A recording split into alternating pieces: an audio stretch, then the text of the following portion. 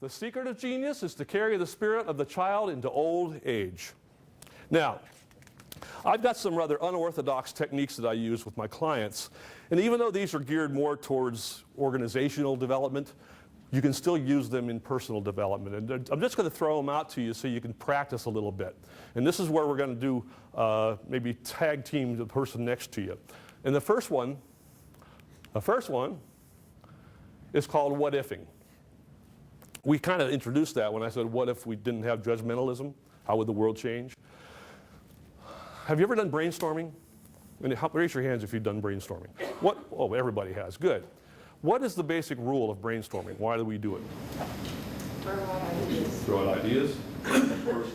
First thing comes up. What's another rule, though? We don't judge, right? That's one of the rules of brainstorming. The judgmentalism. We're supposed to abandon that, right? Mm-hmm. Do you? No. You said there, that was. I can't believe you said that. You don't say it out loud, so you think you're not judgmental now just because you didn't say it out loud? You're being judgmental. We're going to step back one step. And we're going to do a what if. We're going to do it as a whole group because we really can't break into small groups here. But talk to the person next to you, and I'm going to give you the first one. I used to do these at 3M until they saw my hair. What if we had eyeballs in our thumbs? Go. You get 2 minutes. Talk. Let me hold up. Time out. Talk. Hold. What I want you to come up with. See, I already lost control. Time out. I want you to come up with what kind of new products, what kind of social change, what kind of laws, what would happen in the world if we had eyeballs in our thumbs. I'll shut up now. Okay, go.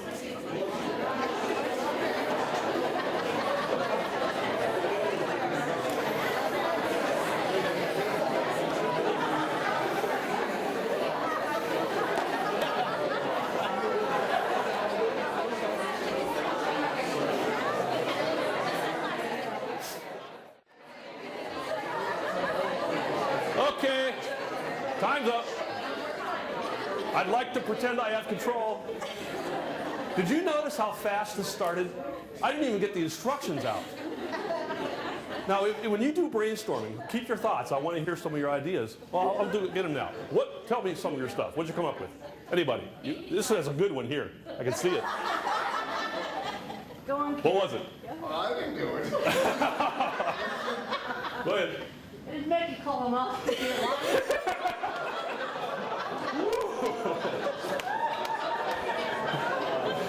Do it yourself, huh? Sheds a whole new light on going to the bathroom, huh? What else we got? Theater that's like the size of a box, you know, and then you do some homework on it. Yeah, you multitask. It would put an end to texting, wouldn't it?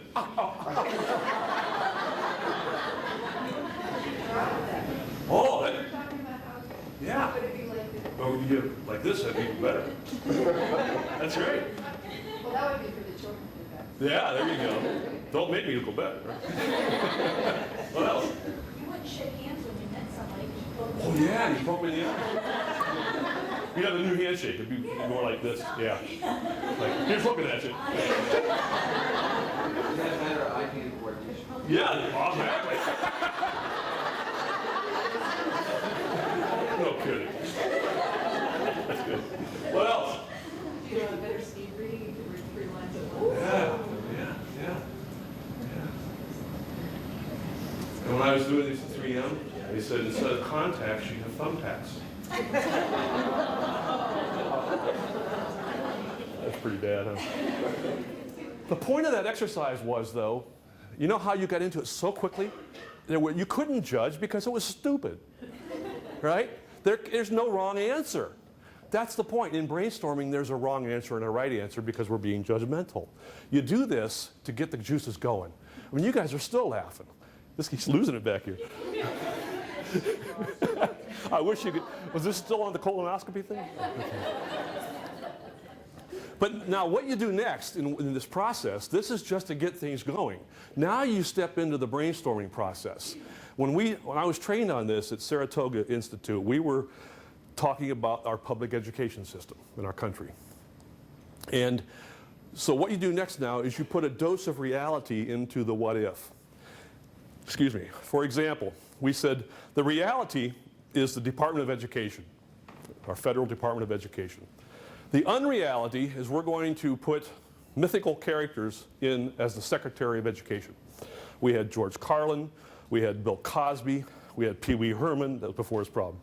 Now think about that. What if Bill Cosby was the Secretary of Education in our country? How would education change? No kidding. Well, they might actually learn something. Huh. How about George Carlin? Who knows? But you know, this was back when my son was little and Pee Wee Herman was still on TV and not breaking the law. But if anybody remembers Pee Wee's Playhouse, it was interactive. They had a word for the day. If my son came home and learned one word a day, I'd be happy. All right, that's progress. They had furniture had names, and when you heard the word for the day, you jump up and down and scream. I mean, wouldn't that be cool? The desks aren't bolted down in a row, and the bell doesn't go off. Now you can have fun. Now you got to quit. Okay, that's the point.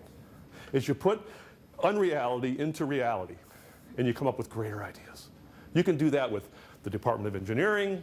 You can do that with almost anything. You just say, wow, what if? What if? Because now, no judgment. You can't. It's all free. Make sense? Okay, good. This one's called In Search of QWERTYOPs. Anybody know what a QWERTYOP is? There you go. I can't believe how many people don't know that. You're on a keyboard every day. It's the top row of keys on the keyboard.